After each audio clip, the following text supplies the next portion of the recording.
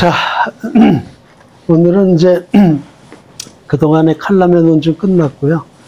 이제 그 철학적 논증의 그냥 마지막 편으로 도덕론적 논증으로 들어가겠습니다. 우리 신앙하고 도덕하고 어떤 관계가 있는지 그런 것도 같이 살펴보고, 왜 도덕이라는 것이 하나님이 존재하신다는 거에 그 증거가 되는지, 논증이 되는지, 거기에 대한 것을 한번 살펴보도록 그렇게 하겠습니다. 자, 식인종 마을에 두 형제가 있었어요. 식인종의 어머니가 연로하셔요. 맥이 없으시고. 그런데 식인종 마을에 웬 백인이 하나 들어왔어요. 그래가지고 식인종 형제가 어우 잘됐다, 저거 잡아서 우리 어머니께 맛있는 탕을 끓여드려서 기력을 좀 회복시키도록 해야 되겠다. 그래가지고 그 백인을 잡아서 저렇게 어깨에 메고 가면서 맛있게 끓여서 어머니한테 효도해야지 이러고 이제 가는 장면이에요. 잘못됐을까요? 아닐까요? 애매한가요? 네. 뭔가 지금 이거를 보시는 우리들 마음속에 뭔가 지금 막 결정을 하려고 그러고 있어요. 저게 잘못된 걸까? 아닐까? 저 두 아들은 효심이 지극한 아들들인데, 그런데 사람을 잡아서 음식을 만든다? 아닌 것 같기도 하고, 긴 것 같기도 하고, 악인 것 같기도 하고, 선인 것 같기도 하고, 애매모호해요. 근데 우리 지금 마음속에는 뭔가 그래도 하고 결정을 하려고 하는 게 움직이고 있어요. 그게 왜 그럴까 하는 거죠. 우리 인간이 경험하고 있는 도덕에는 세 가지가 있다고 얘기를 해요. 객관적 도덕이라는 게 있어요.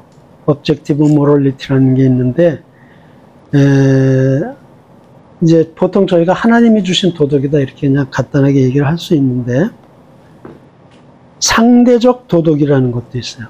relative morality인데, 이거는 인간이 만든 도덕이라고 생각을 하는 거예요.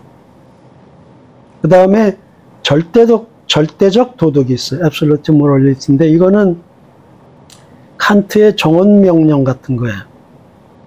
칸트가 인간이 행해야 될 어떤 것을 제시하고 그것을 반드시 지켜야 된다. 선이다 그게. 이러고 결정한 게 정언명령이거든요. 근데 정언명령은 약간 문제가 있어요. 그러니까 정언명령은 뭐냐면 거짓말하면 안 된다? 그러면 끝까지 어떤 상황에서도 거짓말을 하면 안 돼요. 그게 정언명령이에요. 거짓말은 악하다 이렇게 정해놓고 끝까지 해서는 안 된다. 근데 상황이 정언명령을 지키기에 문제가 있는 상황들이 있어요. 예를 들어서 유대인이 나치에 쫓기고 있는데 어떤 사람이 그 사람을 집에 숨겼어요.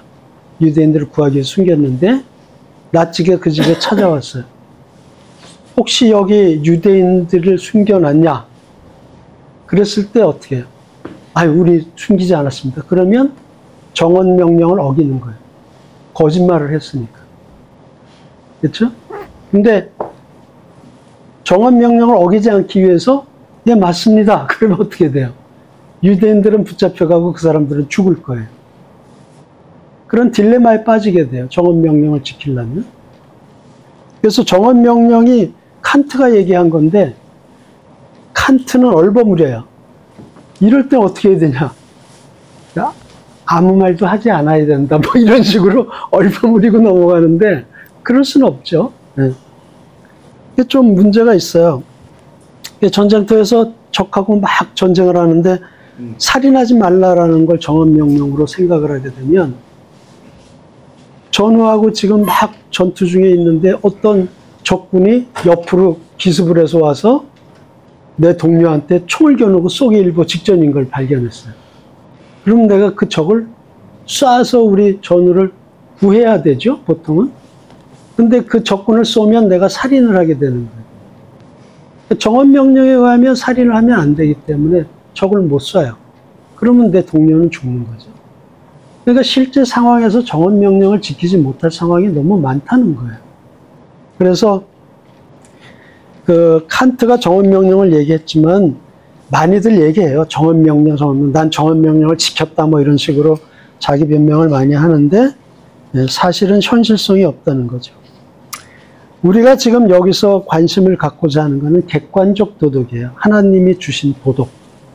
그게 이제 도대체 뭐냐는 거죠. 그게 하나님 계신 거하고 어떻게 관련이 되느냐는 게 도덕론적 논중이에요. 우리 관심사는 객관적 도덕인데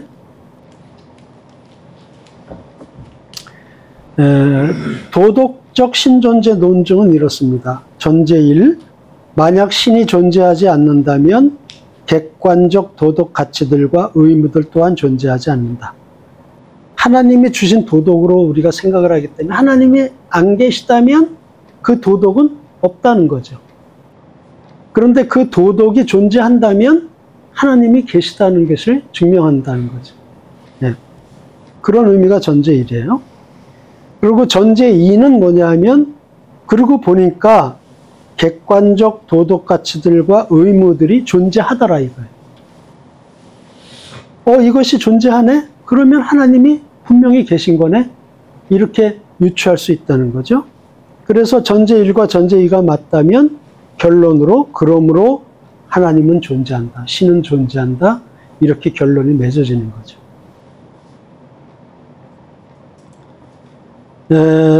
객관적 도덕 가치라는 게 그럼 무슨 뜻이냐 하면은 인간이 자기 이익에 좋든지 나쁘든지 아무 관계가 없다.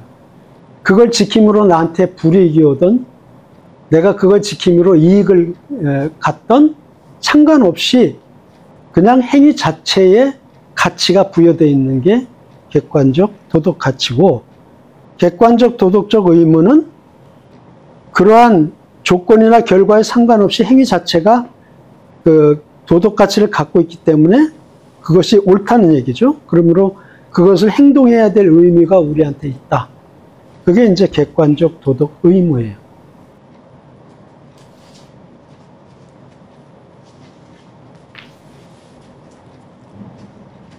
그리고 이제 객관적이라는 것과 주관적인 것이 어떤 거냐. 우리가 이미 알지만 그걸 다시 한번 설명하고 있는데요.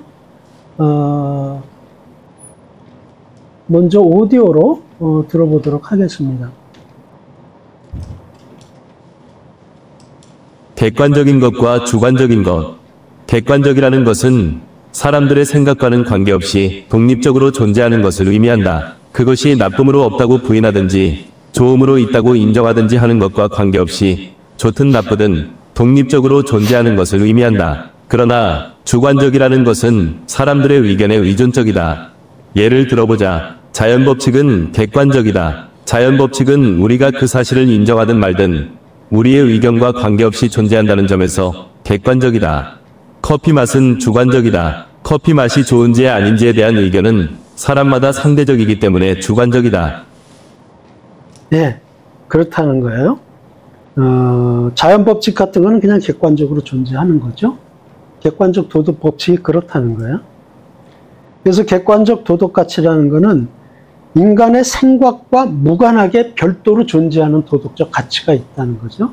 네, 그게 이제 객관적 도덕 가치예요.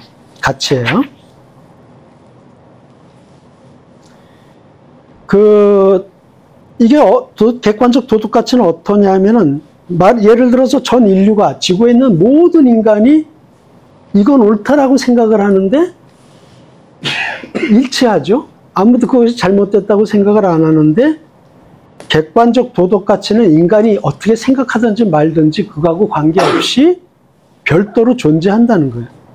인간의 생각과 무관하게 별도로 존재하는 가치가 있다는 거예요. 도덕이. 그게 객관적 도덕 가치예요.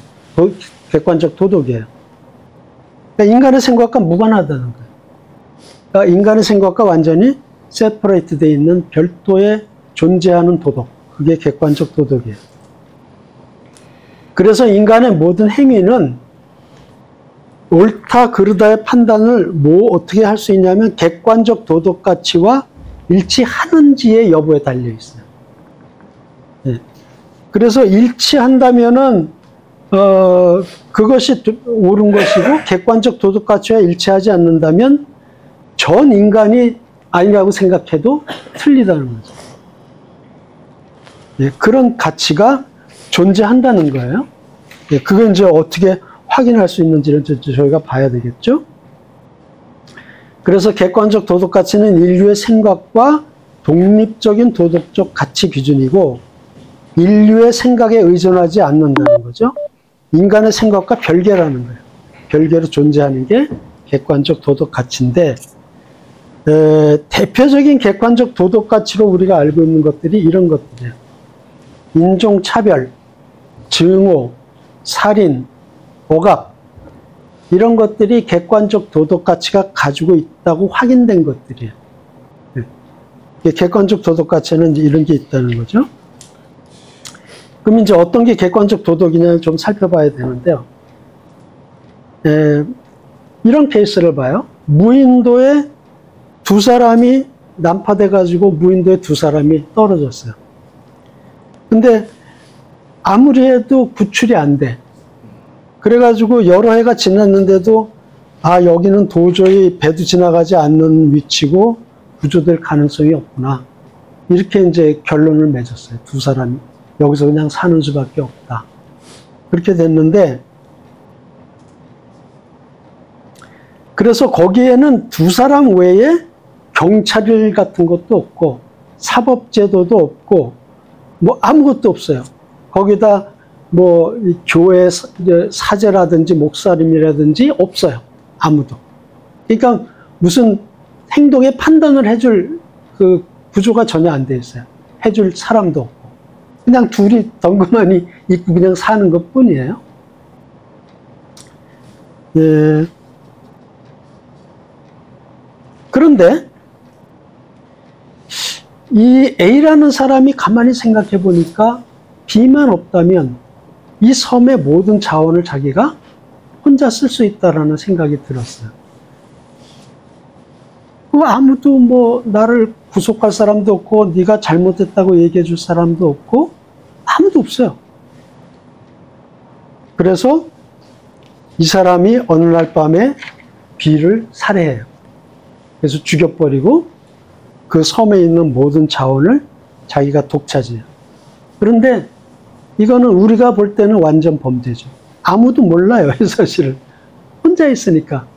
경찰도 없고, 뭐, 옳다 그러다 해줄 사람도 없고, 아무 구조가 없어요. 그러니까, 그냥, B를 제거했다는 사건만 일어나고 마른 거죠. 네. 그러면, 우리가 도덕이라고 하는 건 보통 타인하고의 관계에서 성립되는 거거든요. 아무도 없으면 사실 뭐 도덕적인 행동 뭐 이런 게 있을 수가 없죠. 혼자 있으면 그만인 거죠. 그러면은 이 사람은 이렇게 됐어요. 그러니까 아무도 이 사람을 판단할 사람도 없고 혼자 있고 관계도 없으니까 범죄냐 아니냐 하는 거죠. 범죄라고 할 사람이 없어요. 혼자니까. 범죄일까요? 아닐까요? 저 무인도에 사법제도가 없으니까 범죄라고 말을 하기에는 그렇죠. 없어요. 그러니까 이 사람이 그러는 거예요. 범죄가 성립되지 않으므로 이건 죄가 아니다. 네. 나 혼자 있기 때문에 죄가 아니다. 아무도 나를 건드릴 수 없고 나를 판단할 사람도 없고 아무 다른 사람하고의 관계성이 없다. 사회성도 없고. 그러니까 죄가 성립이 안 된다. 이렇게 얘기를 하는 거예요. 어떻게 생각하세요? 범죄죠. 범죄죠? 왜 그렇게 생각하세요? 아무도 없는데? 아무가 있고 없고의 문제가 아니죠. 자, 다른 분들은 어떻게 생각해요? 범죄죠? 범죄입니까?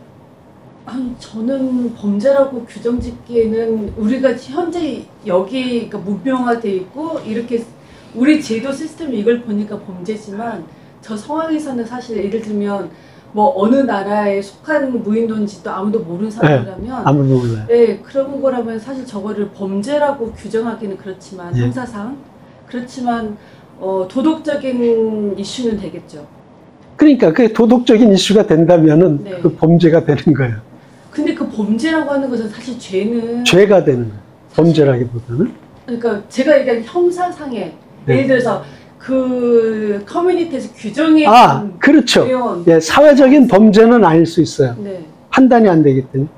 그러나 죄다, 악이다, 선이다 이렇게 면에서 판단해 보면은 죄가 되나요? 네, 자기의 사욕을 위해서 남을 해하는 행위를 했으니까. 죄가 된다. 네. 예.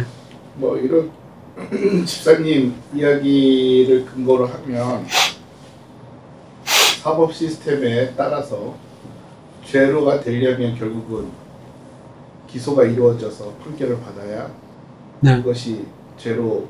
근데 보이지 않는 죄도 많잖아요. 기소되지 않거나. 그러니까 기소가 아니라 예를 들면 법령이 예를 들면 지금 말씀하신 것처럼 우리가 이렇게 나의 이익을 추구하기 위해서 사람을 살인하는 행위, 그러니까 어떤 식으로 사람을 죽이는 행위 자체는 죄다. 그래서 이런 죄를 했을 때는 뭐 무기징역이라든지 예를 들면 사형에 처한다 이렇게 규정해 놓은 어떤 이 죄에 대해서 규정해 놓은 어떤 게 없으면 뭐 부두상이든지 뭐 저기 근로든지 해놓은 게 없으면 사실은 형사적으로는 우리가 이게 뭐 살인죄라는 자체를 붙이기 힘들지만 그러니까 이 섬에는 사법 시스템이 없어요. 당연히 없죠. 그렇기 때문에 사법적인 범죄가 성립이 안 돼요. 그러나 우리가 생각하는 악, 죄, 그렇죠. 선 이걸 생각하면 악이다라는 생각이 들죠? 그렇죠. 근데 약간 저희는 모두 어렸을 때부터 남을 뭐 해야만 안 된다 이런 걸 배우고 자랐잖아요. 근데 진짜 무인도에서 태어나서 아무런 그런 것도 없으면 어떻게 될지 잘 모르겠어요. 그러니까 원시 시대 때 그런 말로 네. 원시 시대 때 자기 생존을 위해서. 원시 시대 때 과연 그러면 어떻게 해야 하냐. 근데 무인도가 자 생존을 위해서 한 거는 사실은 그런데 그건 또 이제 그런데 주관적인 죄로 어떤 상황하고 상관없이 인간이 어떻게 생각하든지 말든지 그 사람이 어떻게 자라났든지 말든지 별도로 존재하는 도덕이 뭐라 그랬어요? 객관적 도덕이라 그랬죠. 하는. 그래서 이 사람이 범죄가 성립 안 된다 그러는데 죄가 아니다 했을 때 과연 그럴까? 객관적 도덕 법칙은 죄다 그러는 거예요. 그러니까 이 사람이 난 죄가 아니야, 죄야 이거 생각하든지 말든지 별도로 존재하는 객관적 도덕은 뭐라고 얘기하냐면 죄야 이렇게 얘기한다는 거예요. 그래서 이 죄가 하나님이 별도로 주신 도덕이라는 거죠. 상대적 도덕이 아까 얘기했던 상대적 도덕이라면 죄가 판단하기 어려워요. 아무도 상대적인 사람이 존재하지 않기 때문에 그런 거예요. 그런데 객관적 도덕이라면은 그 죄를 판단할 누가 있어요? 하나님이 계시거든요. 하나님이 판단하신다는 거예요. 그러니까 하나님과 나와의 관계성이 성립이 돼요. 하나님이 계시다면. 그랬을 때 그 죄를 판단하시는 하나님이 있기 때문에 그 B를 제거해 죽인 A에게는 죄가 있다라고 선언이 되는 거예요. 그 선언의 근거가 뭐냐면 객관적 도덕이고 그 객관적 도덕의 근거가 하나님이 되신다는 거죠. 하나님이 안 계시다면 객관적 도덕이 존재하지 않고 무인도의 A의 행위에는 아무런 죄가 성립이 안 돼요. 잠깐만 생각해 보세요. 그래서 객관적 도덕은 이 사람한테 guilty 하고 선언을 하는 거예요. 자, 우리가 홀로코스트, 유태인에 대한 이제 그 사실을 알잖아요. 그런데 2차 세계대전 때 유태인들을 학살할 당시에 나치에는 사회적 법이 있었어요. 나치법이에요. 나치법에는 어떻게 돼 있냐면 유태인을 죽이는 것이 죄가 아니에요. 권장되는 법조항이었어요.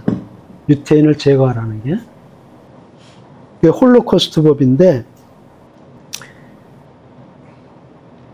히틀러가 그것을 반대하는 사람은 다 제거해버려라. 그래서 독일에서 그걸 반대할 수 있는 사람은 다 사형당하고 제거되고 뭐 그런 것을 지적했던 보네포 목사님도 수용소에 갇혀서 결국 사형당하셨죠. 그런데 대부분의 독일 민족들은 그때 어떻게 했냐면 이 나치법을 찬송했어요. 하이 히틀러 하면서 히틀러가 옳다.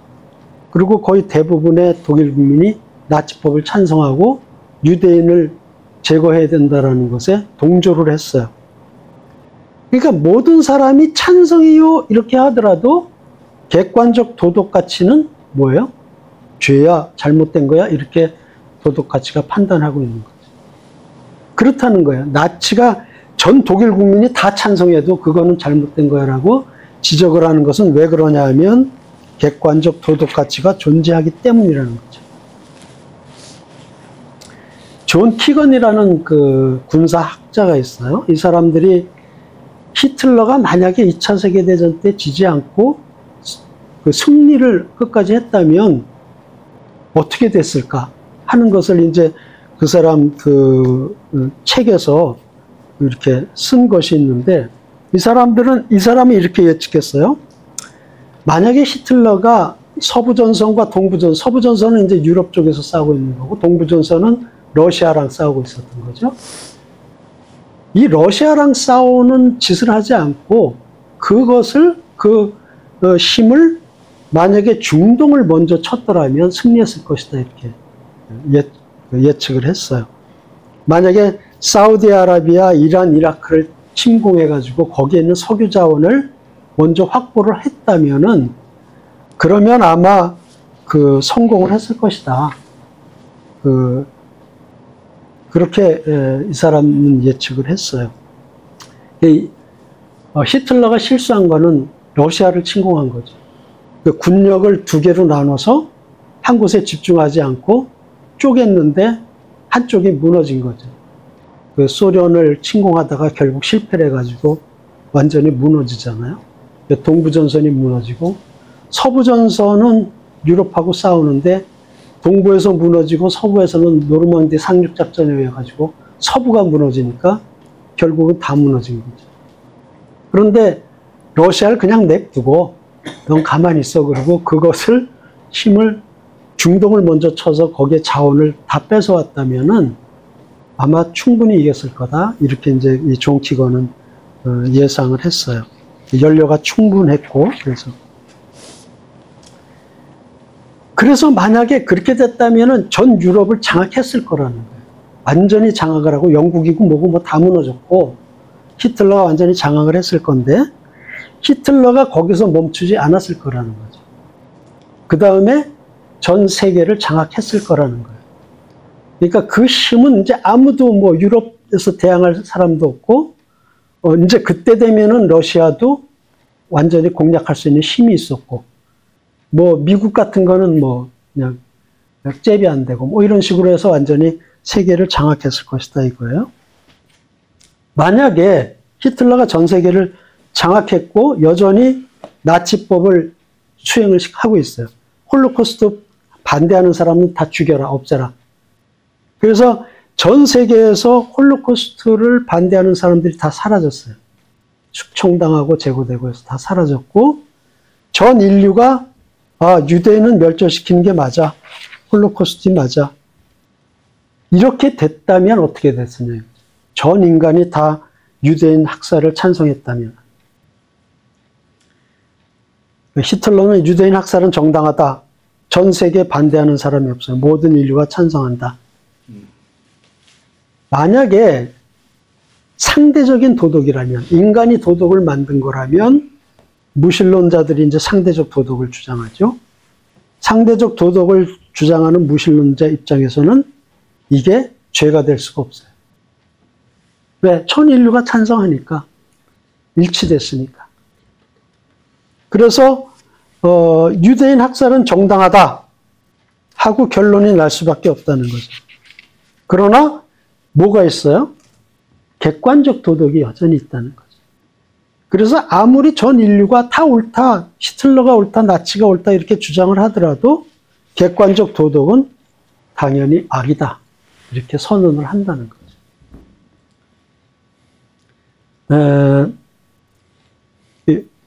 조금 이제 이해가 되시나요? 아직도 잘 안 되실 수 있어요. 저도 이거 이해가 참 오래 걸리더라고요. 일단 거기까지 정리하는 동영상을 보겠습니다.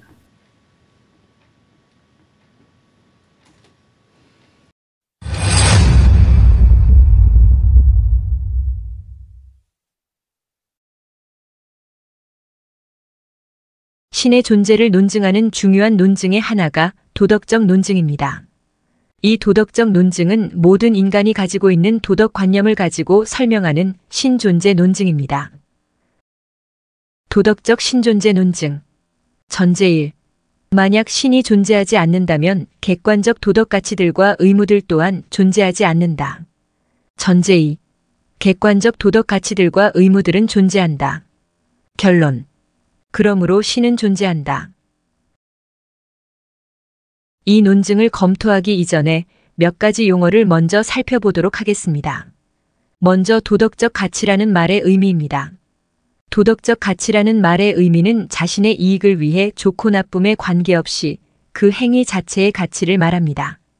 즉 나에게 손해가 되는 일이라도 그것이 옳은 일이라면 도덕적 가치가 있는 일이라고 말할 수 있습니다. 두 번째, 도덕적 의무라는 말입니다. 어떠한 조건이나 결과에 상관없이 그 행위 자체가 가치 있으므로 특정하게 행동해야 할 우리의 의무를 뜻합니다. 세 번째, 객관적인 것과 주관적인 것에 대한 이해입니다. 객관적이라는 것은 사람들의 생각과는 관계없이 독립적으로 존재하는 것을 의미합니다. 그것이 나쁨으로 없다고 부인하든지 좋음으로 있다고 인정하든지 하는 것과 관계없이 좋든 나쁘든 독립적으로 존재하는 것을 의미합니다. 예를 들면 자연법칙은 우리가 그 사실을 인정하든 말든 우리의 의견과 관계없이 존재한다는 점에서 객관적입니다. 주관적이라는 것은 사람들의 의견에 의존적인 것을 말합니다. 예를 들면 커피 맛이 좋은지에 대한 의견은 사람마다 상대적이기 때문에 주관적입니다. 이제 우리가 검토해 보아야 할 것은 객관적 도덕가치입니다. 객관적 도덕가치라고 하는 것은 인간의 생각과 무관하게 존재하는 도덕가치라는 뜻입니다. 인간의 모든 행동은 이 객관적 도덕가치와 일치하는지 여부에 따라 도덕적인지 아닌지가 판가름납니다. 전 인류가 모두 일치하여 옳다고 생각하는 어떤 생각을 가지고 있더라도 그것이 이 객관적 도덕가치와 일치하지 않는다면 옳은 것이 아니라는 뜻입니다. 다시 말해 전 인류가 모두 일치하여 옳다고 생각하는 어떤 생각을 가지고 있더라도 만약 그것이 이 객관적 도덕가치와 일치하지 않는다면 옳은 것이 아니라는 뜻입니다. 모든 인류가 도덕적으로 옳다고 믿고 있는 행위조차 옳지 않은 것이 있을 수 있다는 의미입니다. 인류의 생각과 독립적인 도덕의 가치 기준, 인간의 생각에 의존하지 않고 별개로 존재하는 도덕가치, 그것이 객관적 도덕가치입니다. 우리가 알고 있는 대표적인 객관적 도덕가치로 배제하는 것들은 인종차별, 증오, 살인, 억압 같은 것들이라 할 수 있습니다. A와 B 두 사람이 난파되어 어떤 무인도에 가게 되었습니다. 그런데 여러 해가 지나도 결코 그 무인도에서 구조될 수 없다는 것이 분명해졌습니다. 그 둘은 이 무인도에서 생을 마감할 것이라는 것을 분명하게 깨달았습니다. 어느 날 A는 만약 혼자라면 섬 전체의 자원을 독차지할 수 있을 거라는 생각을 하게 되었습니다. 이곳은 단 두 사람만 있는 곳으로 다른 사람들과 공동체 의식을 가질 이유가 없는 곳이었습니다. 살인이 비도덕적인 것이라는 것을 일깨워줄 법이나 경찰이나 판사, 사제 등 아무런 다른 사람들도 없었습니다. A는 한밤중에 몰래 B가 잠든 사이 B를 살해했습니다. 아무도 이것을 보지 못했고 완전 범죄가 성립했습니다. 오로지 그 홀로 생존하는 무인도에서 혼자 생존하게 된 A는 사회적이니 공동체적이니 하는 법규는 유효하지 않았습니다. 그의 살인은 그가 홀로 있는 무인도에서는 범죄가 성립되지 않았습니다. 단지 생존 우위, 생존적 이익이 확보되었을 뿐입니다. 과연 그럴까요? 아무리 아무도 없고 아무도 모른다 하더라도 A가 저지른 살인은 잘못된 일이 아닌가요? 만약 여러분이 A의 행위가 그릇된 것이라고 생각한다면 여러분은 객관적 도덕 법칙을 인정하는 것입니다.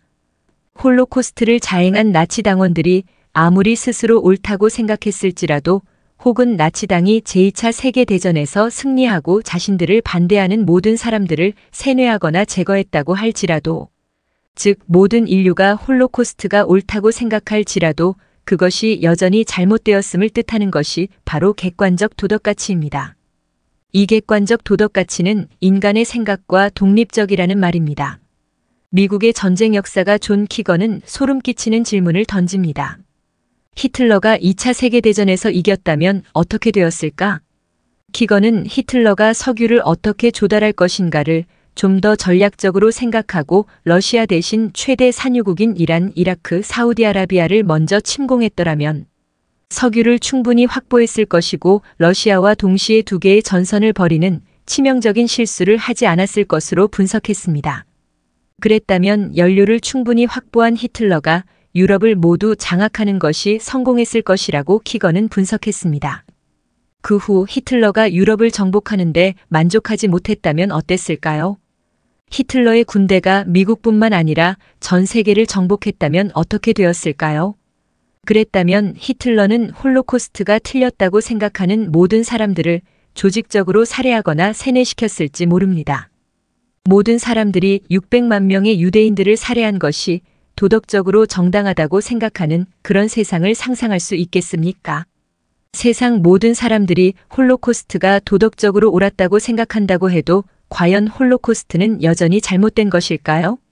그런 상황이라면 무신론적 자연주의자들은 세상 모든 사람들이 생각하는 그것이 도덕이라고 말할 것입니다. 그리고 그들은 홀로코스트가 도덕적으로 옳았다고 말할 수밖에 없습니다. 이어지는 강좌에서 도덕적 논증, 전제일에 대해서 살펴보도록 하겠습니다.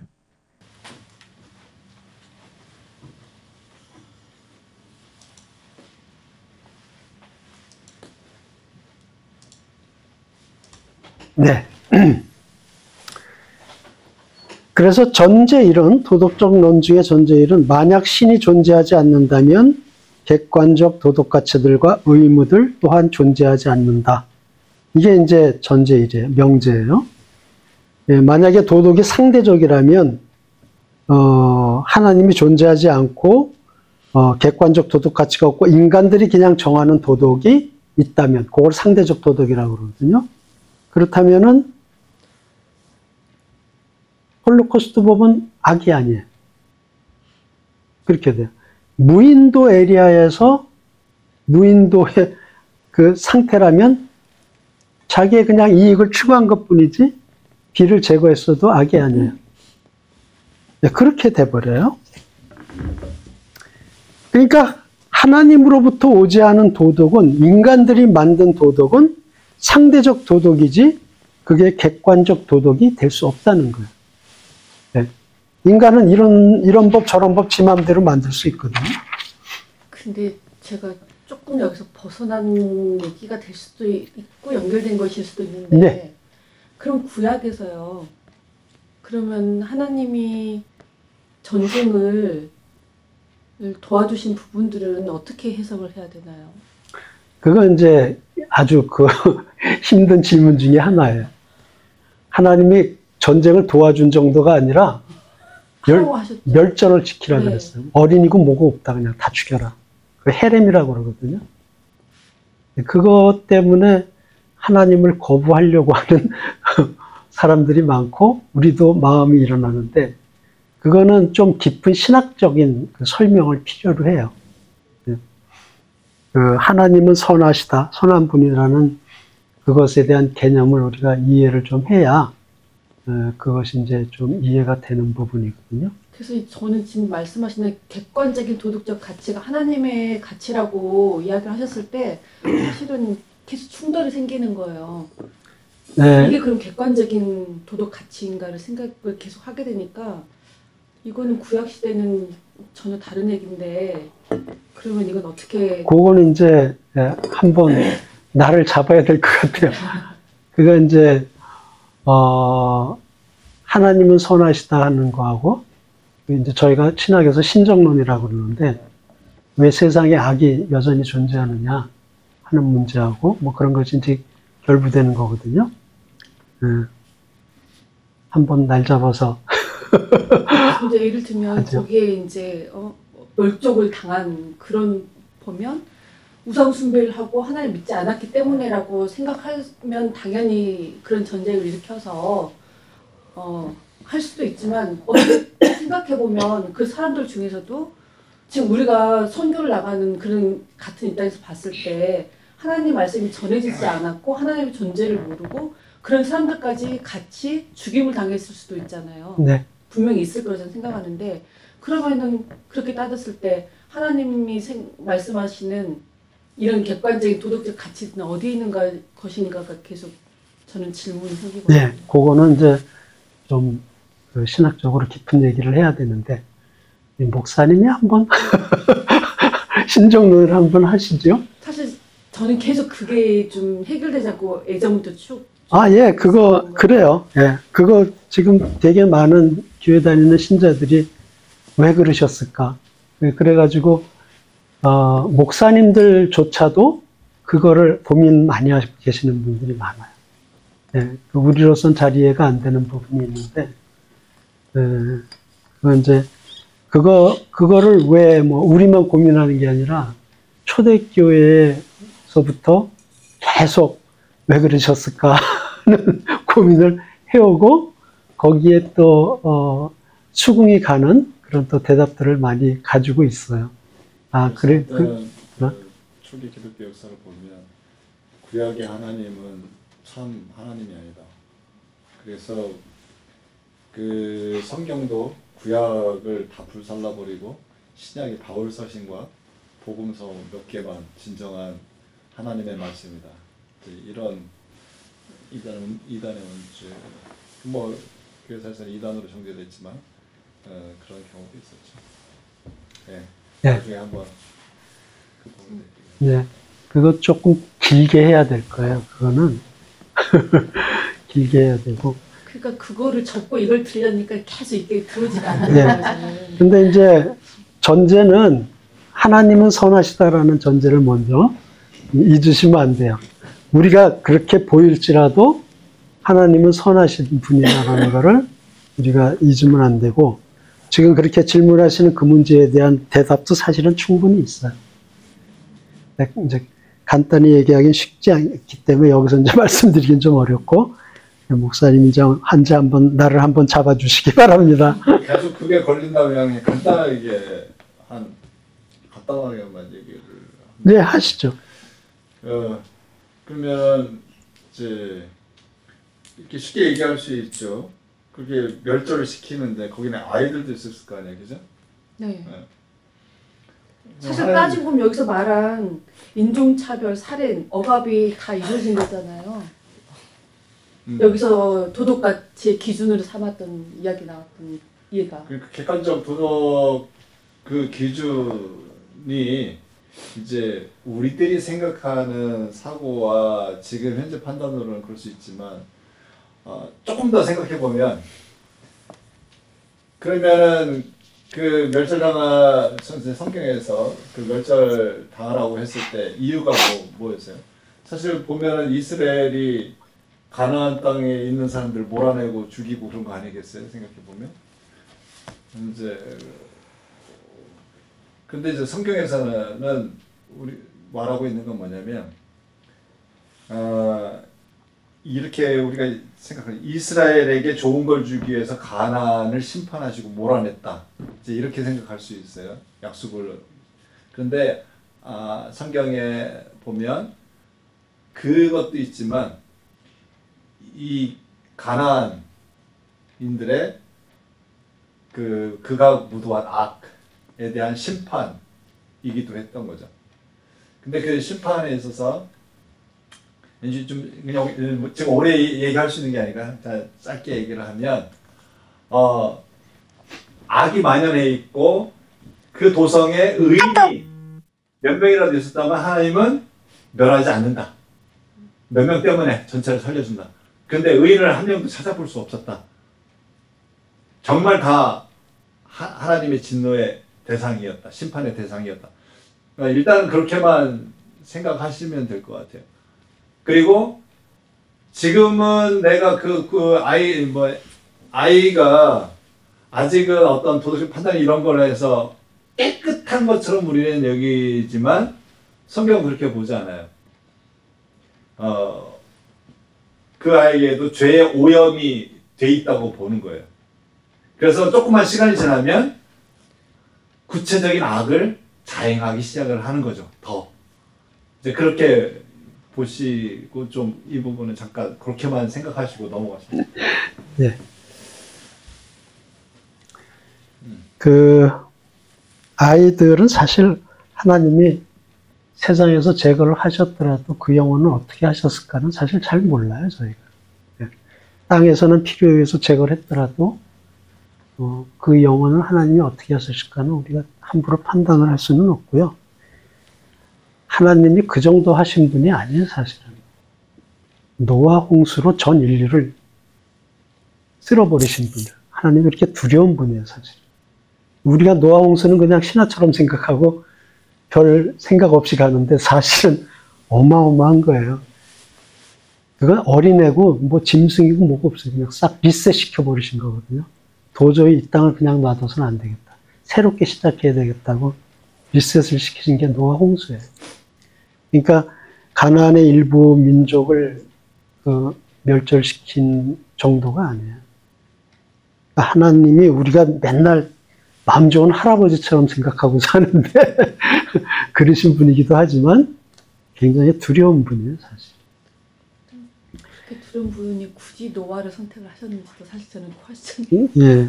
그래서 하나님이 굉장히 사랑이시고 좋은 분이지만 또한 두려운 분이라는 걸 우리가 잊으면은 사실은 안 되죠. 그러나 우리의 생각보다 하나님의 생각이 항상 선하세요. 옳고. 그렇기 때문에 우리의 생각으로 모든 걸 판단하기는 사실 좀 어려워요. 자, 그거는 이제 나중에 언제 기회 되면 한번 신정론과 더불어 한번 했으면 좋겠네요. 자, 그래서 이제 그 객관적 도덕을 인정하지 않으려고 하는 무신론자들은 어떤 생각을 하냐면 도덕 가치라는 건 없다. 아예 그렇게 생각을 하기도 해요. 그저 인간의 환상이라는 거예요, 도덕적이라는 것은. 그리고 도덕적이라는 것은 단지 생물학적 진화와 사회 적응의 부산물이다. 그러니까 같이 이렇게 공동적으로 살라니까 뭐 그런 게 필요해서 생긴 것 뿐이다. 이렇게 얘기를 하는 거죠. 인간이 특별해서 도덕적으로 객관적이라고 생각하는 것 자체가 짐승보다 나가 우월하다는 그 종의 우월성을 주장하는 것 뿐이다. 종차별주의라고 그래요, 그거를. 인간만이 위대하다. 종차별주의라고 그러는데, 그걸 반대하는 사람들이 꽤 있어요. 종차별주의. 인간하고 짐승하고 다른 게 뭐냐? 왜 짐승을 막 죽이고 잡아먹냐? 뭐 이런 주장을 하는 사람들이 있어요. 이게 종차별주의라는 생각일 뿐이라는 거죠. 인간이 도덕적이라고 생각한다는 거는. 이게 이제 무신론 자연주의적 해석이에요. 인간의 도덕심은 진화의 결과일 뿐이다. 이렇게 주장하는 거죠. 그리고 이제 그 사람들이 주장하는 것은 뭐냐면, 짐승에게도 도덕성이 있다라는 거예요. 그걸 집단 도덕성이라고 그러는데, 다른 그 개체를 도와주고, 그 해를 입히지 않는다는 거죠. 2H라고 이제 부르는데, helping, hurting. No, not hurting이죠. 근데 인간은 한층 더 고차원적인 도덕성을 유지하고 있는 것이다. 그럴 뿐이다. 짐승에게도 있다. 이렇게 얘기를 해요. 그래서 집단 도덕성은 하나님이 준 게 아니라 도덕성이라는 자체가 진화의 결과다. 이렇게 진화론자들은 주장을 하는 거죠. 그리고 이제 뭐까지 얘기를 하냐면 인간의 뇌에는 거울신경세포라는 게 있는데 그것이 도덕적인 공감 능력을 제공한다라는 거야. 그 거울신경세포가. 그래서 생물학적으로 볼 때 인간이 진화로 인해서 도덕성을 가지게 되었다. 하나님이 준 게 아니다. 이런 얘기예요. 그냥 그러한 도덕성이 유전돼서 나타났을 뿐이다라는 거죠. 그리고 이제 미국의 인류학자인데 크리스토 보험이라는 사람은 이제 그런 얘기를 해요. 인간들이 수렵채집인 시대에서 중요한 규칙을 어긴 자들을 추방하거나 죽였다는 거예요. 그래서 그 개체수가 줄어들게 되었고, 그래서 도덕성이 부족한 개체들은 그렇게 제거됐다는 거예요. 그래서 도덕성을 가지고 있는 개체들만 남았다는 거죠. 그게 이제 진화론의 자연 선택이에요. 이렇게 선택이 돼서 도덕성을 가진 개체만 남아서 그게 계속 이어졌기 때문에 인간의 도덕성을 가진 거지, 진화적인 결과지, 그 자연 선택적인 결과일 뿐이다 하는 거죠. 그게 맞다면 객관적인 도덕은 없다라는 뜻이 돼요. 그냥 진화의 결과일 뿐이다. 객관적이고 뭐고 이건 없다. 이렇게 돼요. 그러니까 객관적 도덕이 부정되는 거죠. 그래서 그 사람들 말대로라면은 만약에 진화가 그럼 그렇게 안 되고 다르게 됐어요. 다르게 됐다면은 우리가 지금 생각하고 있는 도덕이 아니라 전혀 다른 도덕이 될 수도 있었다는 거죠. 그거를 이제 찰스 다윈 같은 사람도 생각을 한 거예요. 이런 식으로 생각을 했어요. 인간들이 꿀벌과 똑같은 환경에서 살아간다면 미혼 여성들은 일벌들처럼 자신의 형제를 죽이는 것을 신성한 의무로 여길 것이고, 어미들은 생식력 있는 자신의 딸들을 죽이기 위해 혈안이 되어 있을 것이다. 하지만 이러한 일들에 그 누구든 간섭하려 들지 않았을 것이다. 이게 도덕이 될 수 있다는 거예요. 만약에 진화가 이런 식으로 꿀벌처럼 이루어졌다면 인간도, 그러면 자기 딸들을 막 죽이려고 하는 것도 도덕이 될 수 있다는 거죠. 이게 이제 다윈이 그 인간의 유래와 성선택이라고 하는 책을 썼는데 거기에서 이제 한 소리예요. 그러면 꿀벌처럼 행해도 그게 도덕이 된다는 소리거든요. 좀 이상하죠? 진화에 따라 모양이 변할 수 있는 도덕이라면 객관적 도덕이 될 수가 없다라는 거죠. 객관적 도덕은 인간의 진화와 관계없이 신이 부여한 도덕 법칙이라고 우리가 생각을 하고 있죠. 그런데 진화에 따라서 변할 수 있다면 그것은 객관적 도덕, 하나님이 주신 도덕이 아니라 그냥 생긴 도덕감일 뿐이라는 거죠. 그런데 객관적 도덕은 진화로 뭐고 이런 거 상관없이 하나님이 주신 거니까 별도로 존재할 것이다 하는 거죠. 그러니까 무신론적 진화론은 결국 뭘 얘기하냐면 객관적 도덕 법칙이라는 건 없다. 이렇게 정의를 하는 거예요. 그러면 이제 어떻게 돼요? 남은 거는 상대적 도덕밖에 없어요. 상대적 도덕만 남았다면 우리가 생각하는 도덕이 아니에요. 히틀러가 유대인을 학살하고 그게 도덕이에요, 그냥. 그게 도덕이 되는 거고, 니체가 주장했던 주인의 도덕이 되는 거예요. 니체는 기독교의 도덕은 그건 노예의 도덕이다, 약한 자의 도덕이다 그랬거든요. 그렇게 살지 말고 주인의 도덕을 가지고 살아라. 주인의 도덕은 뭐냐면 이기는 삶이에요. 남을 해하고 이기는 삶. 니체는 그게 좋다고 얘기를 했어요. 그래서 그게 나치 법의 철학적 기반이 돼버린 거죠. 니체의 그 주인의 도덕이. 그렇게 된다는 거예요. 객관적 도덕이 존재하지 않는다. 상대적 도덕, 인간의 도덕이 상대적 도덕이 되면 우리가 생각하는 객관적 도덕은 없어지는 거예요.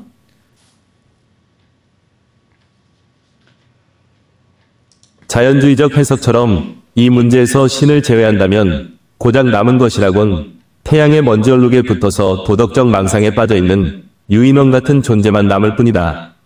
예, 윌리엄 레인 크레이그 박사가 그렇게 얘기했어요. 만약에 그렇다면 객관적 도덕이 없다면 인간이 생각하는 도덕은 아무것도 아니라는 거예요. 그건 먼지만도 못한 거라는 거죠. 그건 도덕이라고 얘기도 못한다는 그런 얘기예요.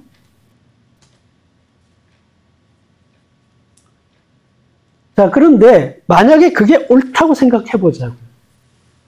옳다고 생각하더라도 객관적 도덕이 없다라고 해도 객관적 도덕이 없다라는 사실이 하나님이 없다라고 부정은 못한다는 거예요. 논리적으로. 왜냐하면 이미 진화를 기독교에서 인정하는 유신진화론이 있어요. 유신진화론은 진화를 인정해요. 그래, 진화한 것 같다. 그렇지만 그 진화도 하나님 손에 의해서 이루어진 거다. 이게 유신진화론이거든요.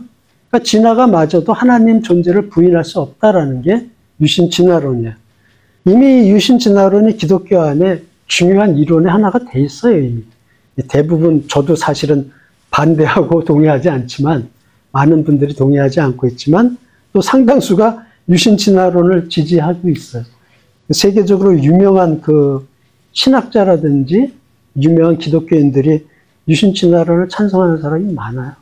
그래서 현재는 무시할 수 없는 게 됐는데, 저는 아직도 굉장히 많은 이유가 있어요. 이걸 동의할 수 없는 이유가. 그래서 진화에 의한 도덕이라 하더라도 그건 하나님이 주관한 것이 될 뿐이다 라고 주장하는 게 유신진화론이죠. 그래서 너희가 생각하는 진화론을 너희가 찬성한다 그래도 그것이 나의 존재를 부정하지 못한다 하는 게 논리적으로 타당하다는 거죠. 신은 없다. 그러면 우리가 객관적 도덕은 없다. 이렇게 얘기는 할 수 있어요. 그렇지만 객관적 도덕이 없다라고 해서 신은 없다. 이렇게 얘기할 수는 없다는 거죠. 부재 증명이 안 된다는 거예요. 그런데 이제 이 객관적 도덕에 대해서 심도 있게 생각하고 얘기한 사람이 C.S. 루이스예요. 이 사람은 여기에 대해서 굉장히 심도 있는 생각을 많이 했는데, 일단 오디오를 들어보겠습니다.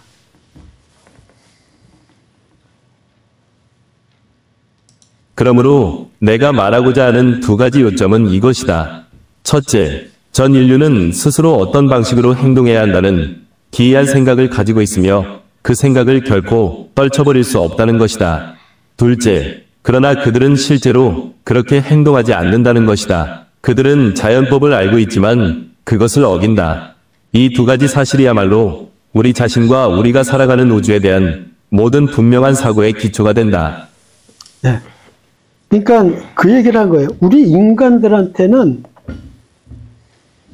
기이한 게 하나 있는데 어떤 식으로 행동해야 된다라는 통일성을 가지고 있다라는 거예요. 다 그 생각을 있어요. 그러니까 개개인에 따라서는 그것이 좀 강하기도 하고 덜하기도 하고 망가진 사람도 가끔 있지만 다 어떤 식으로 해야 된다, 행동해야 된다라는 통일적인 생각을 가지고 있다는 거예요. 그런데 또 기괴한 거는 그걸 지키는 사람 하나도 없다라는 거예요, 100%. 그러니까 뭐냐 하면 그 자연법은 바로 이제 객관적 도덕이 하나님이 주신 건데 하나님이 이렇게 살아라고 옳다고 주신 그 도덕을 100% 지키고 사는 사람 또 하나도 없다라는 거예요. 그러니까 바울이 이제 성경에 그렇게 말했죠. 바울 선생이 의인은 없나니 하나도 없다. 그게 옳다라는 거예요.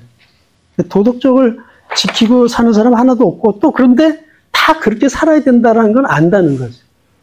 그게 객관적 도덕이라. 자, 그래서 계속적으로 반복되는 얘기지만 객관적 도덕 가치는 신의 존재에 기반을 둔다. 하나님이 없다면 그냥 환상일 뿐이다. 도덕적 가치라는 거는 그런 거죠. 어떤 사람들은 또 그렇게 얘기해요. 하나님이 계신다고 그래도 객관적 도덕이 꼭 있다고 볼 수 없는 거 아니냐. 뭐 그렇게 얘기하는 사람들이 있어요. 하나님이 인간을 창조했고 인간이 어떻게 살기를 원하셨다면은 인간이 멋대로 살도록 내버려 두셨겠냐 하는 거죠. 그게 아니에요. 에덴 동산 처음에 만드셨을 때 선악과를 딱 만들어 놓고 먹지 마 한 게 뭐예요? 하나님이 먹지 않고 살아야 돼. 다른 거 다 먹어도 좋아. 하는 하나님이 정해주신 법이 있고 가치가 있다는 거죠. 이미 태초부터 하나님이 정해주신 게 있는 거죠. 멋대로 살게 내버려 두신 것이 아니라는 거예요. 자, 그리고 이제 무신론자들이 얘기하는 것이 맞다면은 그거는 자기가 스스로 자기 주장을 파괴하는 것이나 마찬가지라. 자기 파괴적이라는 거예요. 진화와 사회 적응에 의한 결과와 도덕적 가치다. 그렇다면은 그 주장 자체를 신뢰할 수 있는지 의문이 생긴다는 거죠. 그러면 진화위에서 그냥 그렇게 생겼다면 그거를 어떻게 옳다라고 얘기할 수가 있나? 하는 거죠. 그걸 누가 판단하냐 이거예요. 진화로 이렇게 됐을 뿐인데 그게 옳다 아니다라는 걸 판단할 수 있느냐? 그렇게 판단할 기준이 없어지는데 그러면은 무신론자가 얘기하는 도덕적 개념 자체를 신뢰할 근거가 없어지는데 이렇게 되는 거죠. 그래서 자기 파괴적이라는 거야. 옳고 그름이 뭔지 정의할 수 없다는 거죠. 그렇게 되면 결국. 그래서 진화론적 신념, 관념, 설명 역시 진화와 사회 적응이 산물일 뿐이고 그렇게 된다면 신뢰할 근거가 없다. 모든 것이 진화의 부산물이라면 옳은 신념이라는 것 자체가 의미가 없다라는 거죠. 그렇게 된다면.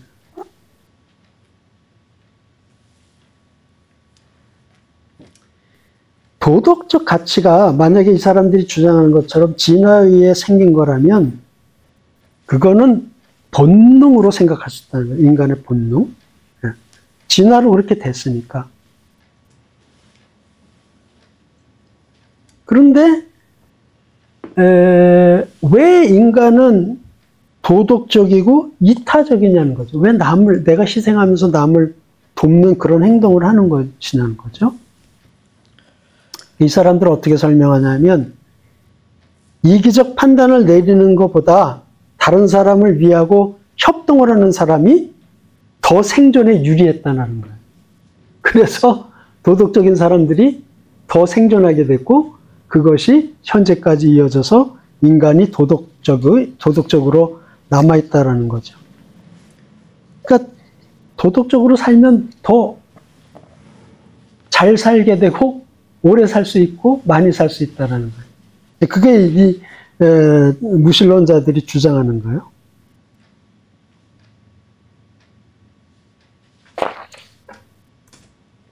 그런데 정말 그러냐는 거죠. 도덕적 이상하고 실상은 너무 다른데 만약에 도덕이 진화의 결과에 의해서 생긴 본능이라면 본능은 그렇게 하고자 하는 그런 성향이잖아요. 태어날 때부터 가지고 있는. 그러면 인간이 도덕적으로 자연스럽게 변화돼야 돼요.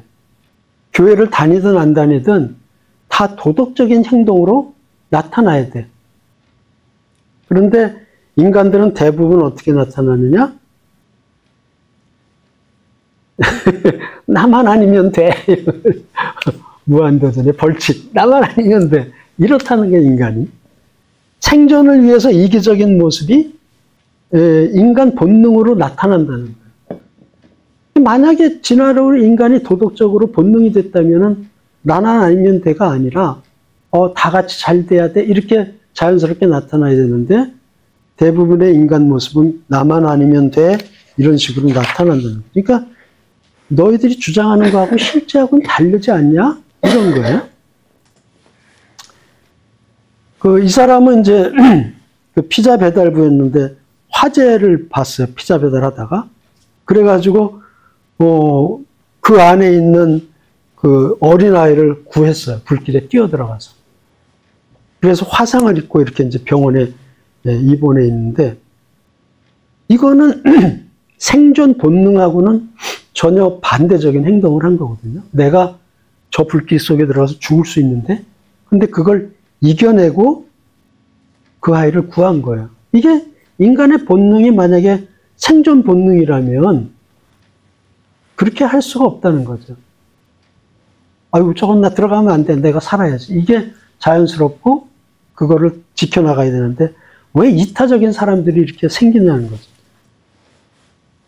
예, 선한 사마리아 사람 저희가 성경에서 보잖아요. 물론 그렇지 않은 사람들이 지나갔죠. 제사장 지나가고 서기관 지나갔죠. 이 사람은 도왔어요. 강도의 위험이 있음에도.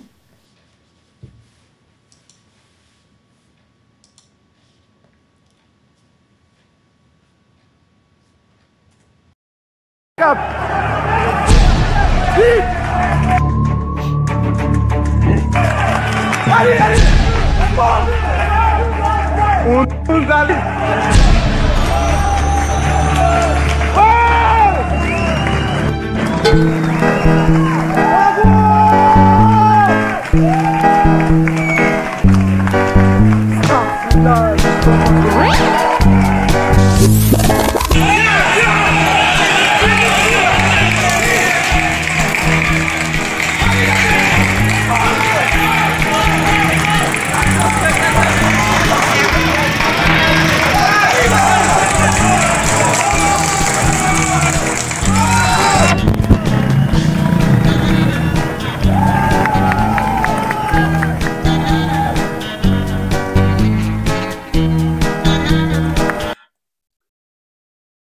예.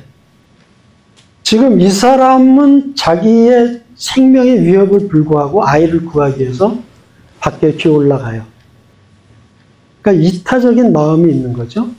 만약에 우리가 생존 본능이 그냥 본능이라면은 올라가면 안 되죠. 그럼에도 불구하고 올라간다는 거죠. 또 밑에서 그걸 쳐다보고 있는 사람들은 어때요? 똑같은 심정이에요. 이 올라가는 사람하고. 단지 행동을 못했을 뿐이죠. 그러니까 저 장면을 보고 있는 모든 사람은 올라가는 사람이나 아래에서 지켜보는 사람이나 똑같이 저 아이를 구해야 된다라는 그러한 생각을 가지고 있다는 거죠. 모두 똑같은 생각이라는 거죠.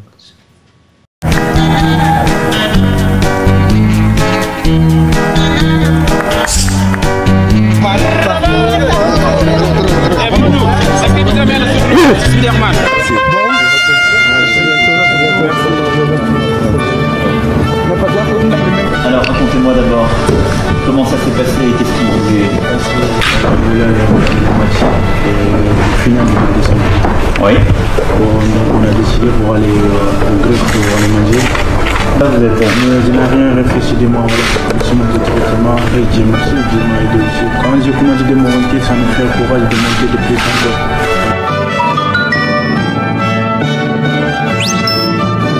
J'ai ce matin reçu un jeune héros, en effet, qui s'est illustré durant le week-end, m'a raconté ce qu'il avait accompli, que beaucoup d'entre nous avons vu, et donc était décidé non seulement de le régulariser très rapidement, mais d'enclencher une procédure de naturalisation et de lui proposer de rentrer par le biais d'un service civique au sein des sapeurs-pompiers pour exercer chaque jour le même héroïsme, parce que c'est ce même esprit que nos sapeurs-pompiers portent chaque jour, et plus sérieusement, je crois que le caractère exceptionnel de ce geste justifiait les décisions exceptionnelles que nous avons prises. J'ai eu l'occasion de le dire à plusieurs reprises, la France c'est une volonté et de l'engagement, et il l'a montré.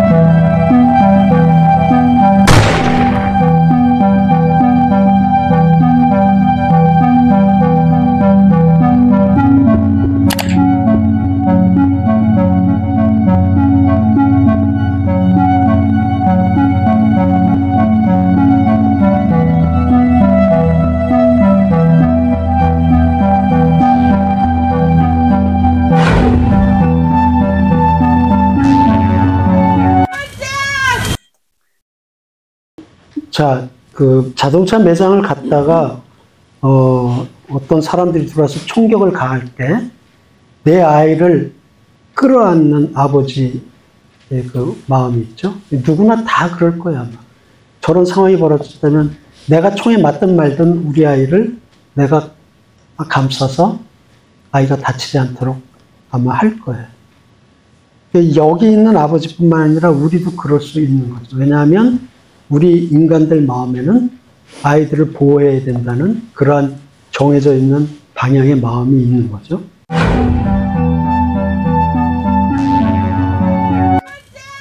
We gotta get him out of there. A raging fire. An elderly man trapped inside. and then it explodes out of control. We gotta get the dad out of there! Smoke went up through the roof, and so See this man in a blue Dodgers cap calmly walk towards the growing flames. To shock, the fire continues to grow when suddenly Oh, thank God! he's out, slung over the shoulder of the man in the blue Dodgers cap. Snatched me up and away we went, you know. 네, 이분이 아프신 분이에요. 나이가 70 몇 세가 되신 분인데 집안에 화재가 났는데 자기가 아프기 때문에 거동을 못해서 빠져나오지 못하고 있었어요. 아까 보신 것처럼 막 폭발이 계속 일어나고 있죠. 근데 지나가던 이 푸른 옷을 입은 남자가 자기의 목숨이 위험함에도 불구하고 들어가서 이 노인을 건져내가지고 나와요. 생존 본능이 인간의 기본 본능이다 그러면은 저렇게까지 이타적인 행동을 하기는 어렵다는 거죠. 그러니까 무신론자들이 주장하는 거하고 사람들이 다르게 행동한다는 거예요. I was bouncing on his back, you know, my hands like this. I said, wow. Told him I was going hell of a ride. 일본에서 공부하던 한국 유학생이 위험에 빠진 일본인을 구하려고 지하철 선로에 뛰어들었다가 숨진 사고가 일어났습니다.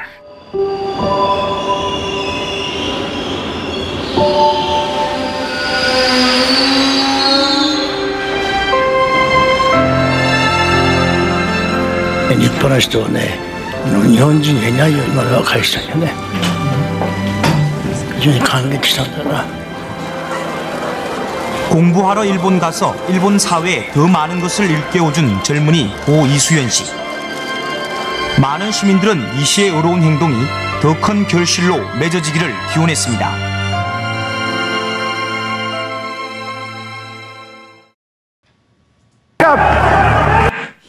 예, 우리 한국 청년이 일본에 가서 그 철로에 떨어진 사람을 구하다가 목숨을 잃죠. 자기 생명의 위험함에도 불구하고 남을 구하려고 하는 성향이 있어요.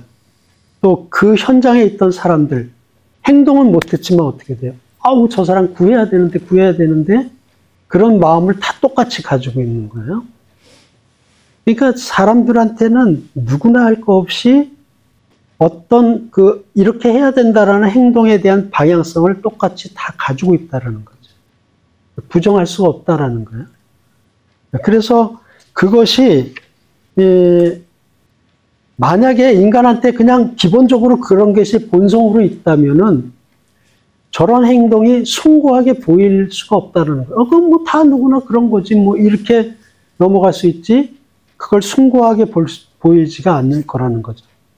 그러니까 본능이 아니라 본능과 다른 뭔가 더 높은 차원의 것이 있다라는 거죠. 네. 생존 본능이 아니라는 거예요. 그러니까 우리 인간한테 가지고 있는 뭔가 C.S. 루이스가 얘기했던 모든 사람이 가지고 있는 행동 방향성 그것이 다 가지고 있는데 그게 결국은 객관적 도덕이라는 거예요. 그것이 강한 사람, 조금 덜 강한 사람이 있을지 모르지만 강한 사람은 행동까지 한 거죠. 덜 강한 사람은 안타까운 심정으로 바라본 거고 그렇지만 다 방향성은 같다는 거죠.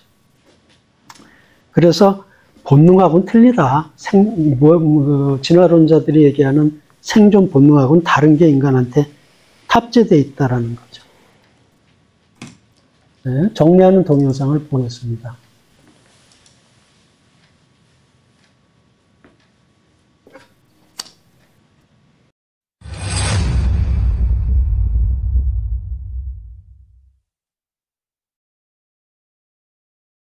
도덕적 논증 전제1. 만약 신이 존재하지 않는다면 객관적 도덕 가치들과 의무들 또한 존재하지 않는다에 대해 살펴보도록 하겠습니다. 이 전제의 의미는 신으로부터 오지 않은 도덕은 객관적 도덕이 될 수 없다는 것입니다. 도덕에 대한 무신론의 자연주의적 해석을 먼저 생각해 보겠습니다. 그들의 도덕에 대한 해석은 다음과 같습니다. 도덕적 가치라는 것은 존재하지 않는다. 도덕적 가치는 그저 인간의 환상일 뿐이다. 도덕이라는 것은 단지 생물학적 진화와 사회 적응의 부산물에 불과하다. 인간이 특별하고 도덕적으로도 객관적이라고 생각하는 것은 자기 자신의 종에 대한 비합리적인 편향으로 이루어진 종차별주의의 유혹에 굴복하는 일에 불과하다. 이 입장은 인간의 도덕심은 진화의 결과라고 주장하는 입장입니다. 침팬지와 같은 유인원 연구에서는 인간의 공동체에서 발견되는 도덕적인 행동이 거의 다 나타난다고 보고 있습니다. 이것을 보통 집단 도덕성이라고 부르는데 이것은 공동체에서 타자에 대한 공감 능력, 즉 2H라고 부르는 헬핑, 나털팅인 유인원과 인간의 진화 과정에서 발달되어 왔으며 공동체에서 생존하기 위한 특징으로 여겨진다고 주장합니다. 물론 인간이 한층 더 고차원적인 도덕성을 유지하는 것은 분명하다고 합니다. 인간은 이러한 도덕성을 체계적으로 수립하여 더 다양한 문화를 형성해 왔다고 주장합니다. 그러나 유인원 공동체에서도 이러한 도덕성이 발견되는 것은 진화를 통해 도덕성이 수립되어 왔다는 것을 보여준다고 주장합니다. 뇌과학자들 일부는 인간, 영장류, 조류 등의 뇌에서 거울신경세포라고 불리는 세포가 발견이 되었는데 이 뇌세포가 모방과 언어 습득에서 가장 중요한 역할을 한다고 생각하고 있습니다. 그리고 이 세포가 도덕성의 근간을 이루는 공감 능력을 제공한다고 해석하기도 합니다. 이러한 신경학적인 연구는 인간이 진화로 인해 도덕성을 가지게 되었다고 해석합니다.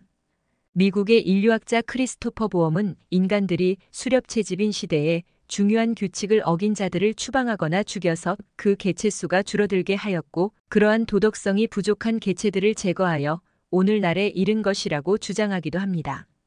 문제는 이러한 진화의 산물로 도덕성이 이루어진 것이라면 이것은 인간의 생각과 분리되어 독립적으로 존재하는 객관적 도덕은 아니라는 것입니다.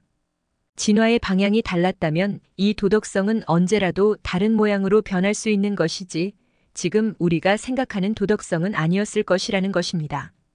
찰스 다윈은 그의 저서 인간의 유래와 성선택에서 다음과 같이 기술하였습니다. 인간들이 꿀벌과 똑같은 환경에서 살아간다면 미혼 여성들은 일벌들처럼 자신의 형제를 죽이는 것을 신성한 의무로 여길 것이고 어미들은 생식력 있는 자신의 딸들을 죽이기 위해 혈안이 되어 있을 것이다. 하지만 이러한 일들에 그 누구든 간섭하려 들지 않았을 것이다. 즉 도덕이 진화의 산물이라면 꿀벌과 같이 인간이 진화했다면 꿀벌과 같은 행동을 인간이 하더라도 그것이 인간의 도덕이 되었을 것이라는 뜻입니다. 진화에 따라 모양이 변할 수 있는 도덕이라면 독립적으로 객관적으로 존재하는 도덕이 아닙니다. 도덕이라고 부를 수 있는 건지도 의문입니다. 그러나 그러한 무신론적, 진화론적 도덕에 대한 주장의 문제점들이 지적되고 있습니다. 첫째, 무신론적 진화론은 결국 객관적 도덕 법칙은 존재하지 않는다는 것을 스스로 밝히고 있습니다. 다시 말하면 우리가 생각하는 도덕이란 것 자체가 근본적으로 없다는 말입니다. 윌리엄 레인 크레이그 박사는 이에 대해 이렇게 말합니다. 자연주의적 해석처럼 이 문제에서 신을 제외한다면 고작 남은 것이라곤 태양의 먼지 얼룩에 붙어서 도덕적 망상에 빠져있는 유인원 같은 존재만 남을 뿐이다. 둘째, 도덕적 관념이 사회생물학적 설명대로 진화를 통하여 형성된 것이라고 하더라도 신의 존재를 부정하는 이유라고 확언할 수 없습니다. 객관적 도덕 가치와 의무가 존재한다는 것을 부정하려면 무신론이 사실이라고 가정해야 합니다. 신이 없다면 우리의 도덕적 가치들은 진리가 아니라 오로지 생존만을 위해 진화론적으로 선택된 것에 불과합니다. 만약 신이 존재하지 않고 사회생물학적 설명들도 모두 사실이라면 우리의 도덕적 가치들은 환상에 불과합니다. 그런데 인간의 도덕적 관념이 사회생물학적 설명대로 진화를 통하여 형성된 것이라고 하더라도 신의 존재를 부정하는 이유라고 확언할 수는 없습니다. 즉, 신이 존재하지 않는다는 것은 객관적 도덕이 존재하지 않는다는 이유가 될 수는 있지만 도덕적 관념이 진화에 의해 형성된 것이라는 주장이 신이 없다라는 주장이 될 수는 없다는 것입니다. 또 신이 존재한다는 것이 객관적 도덕이 존재한다는 이유가 될 수 없다라고도 말하는 사람이 있는데 만약 신이 존재한다면 신은 근본적으로 신과 인간 그리고 인간 대 인간 사이에 올바른 도덕적 관념을 갖기를 원했을 것이라는 것을 부정하기 어렵습니다. 또 진화를 인정하는 기독교 사상인 유신 진화론의 입장에서 본다면 신은 진화의 과정을 주관하여 올바른 도덕적 관념을 창조해내거나 우리에게 그 관념을 내재시켰을 수도 있습니다. 그래서 설령 인간의 도덕성이 진화에 의한 것이라 하더라도 그것이 신이 부여하지 않은 것이며 또한 신이 존재하지 않는다는 증거가 될 수는 없습니다. 셋째, 무신론적, 진화론적 주장은 자기 파괴적 주장입니다. 무신론적, 진화론적 입장에서 본다면 우리의 도덕적 가치뿐만 아니라 모든 관념과 신념들이 진화와 사회 적응에 의한 결과물이 됩니다. 그렇다면 그 어떤 것도 객관적인 것이 아니고 진화 환경이나 사회 환경에 따라 나타난 결과물일 뿐이며 얼마든지 환경에 따라 달라질 수 있다는 말이 됩니다. 그렇다면 도덕적 가치와 그 밖의 모든 신념이 절대적일 수도 객관적일 수도 참으로 옳은 것이라고도 절대 말할 수 없습니다. 만약 도덕적 가치들이 진화에 의해 형성되었으면 우리는 이런 방식으로 형성된 신념들에 대해서 아무런 확신도 가질 수 없을 것입니다. 옳고 그름 자체가 무엇인지조차 정의하기 어렵습니다. 관념, 신념, 가치 등을 모두 진화의 부수 현상으로 보는 무신론적, 진화론적 입장을 따른다면 진화론적 신념, 관념, 설명 역시 진화와 사회 적응에 의한 산물이기 때문에 우리는 이 설명조차도 회의적으로 볼 수밖에 없는 모순에 빠지게 됩니다. 넷째, 도덕적 가치가 진화에 의한 본능이라면 왜 실제와 다른가 하는 문제가 따라옵니다. 도덕적 가치가 진화의 결과라고 하는 사람들은 이기적 판단을 내리는 개체보다 베풀고 협동하는 개체가 더 많이 생존하여 DNA에 남겨졌고 이것이 후대에 전해져 도덕성의 기원이 되었다고 주장합니다. 그러나 인류의 높은 도덕적 이상과는 별개로 실상은 도덕이 지켜지지 않는 사례가 너무나 많습니다. 도덕이 진화의 결과이고 인간의 본능이라면 도덕을 지켜야만 살아남을 수 있었던 조상들의 후예라면 왜 실제 행동은 본능에 따라 행동하지 못하는 걸까요? 오히려 생존을 위해 보이는 이기적인 모습이 인간의 본능으로 보이지 않는가 하는 문제입니다. 어린아이를 구하기 위해 목숨을 걸고 불길에 뛰어드는 청년의 행동은 숭고해 보입니다. 이러한 행동이 숭고해 보이는 것은 생존 본능에 반대되는 행동을 했기 때문이 아닌가요? 이러한 행동이 진화의 결과로 주어진 인간의 본능이고 어느 인간이든 모두 가지고 있는 것이라면 이러한 행동이 숭고해 보일 것도 없는 그냥 자연스러운 것이어야 합니다. 그러나 이러한 행동은 인간이 실제 가지고 있는 핵심적인 본능, 즉 생존 본능과는 거리가 먼 행동입니다. 이어지는 동영상에서 도덕에 대한 무신론적 진화론적 주장의 문제점을 계속 살펴보도록 하겠습니다. 네, 오늘은 여기까지 해야 될 것 같네요. 혹시 질문사항이나 궁금하신 점 있으신가요? 네, 조금 이게 도덕적 얘기라서 좀 재미없죠? 지루하고. 네. 어려워. 네, 근데 이제 지루하지는 않는데 이게 제일 너무 재밌어요. 생각할 게 좀 많죠. 네. 그래서 조금 더 이제 이런저런 것을 생각해보는 이제 내용들을 이제 다음에 들어갈 텐데요. 마지막에는 사례 연구를 통해서 실제 어떻게 됐나 하는 것을 살펴보도록 할 거예요. 혹시 아시는 분이 있을지 모르겠지만 그 아일만이라는 사람이 예루살렘에서 재판받았어요. 나치 정부에서. 그 사례 연구하고 그 로버트 슐츠라고 하는 독일 병사의 이야기가 있는데 그 사례하고 마지막엔 그걸 이제 실제로 보고 분석을 좀 해보도록 하겠습니다. 자, 수고하셨습니다. 오늘 여기까지 하겠습니다. 네.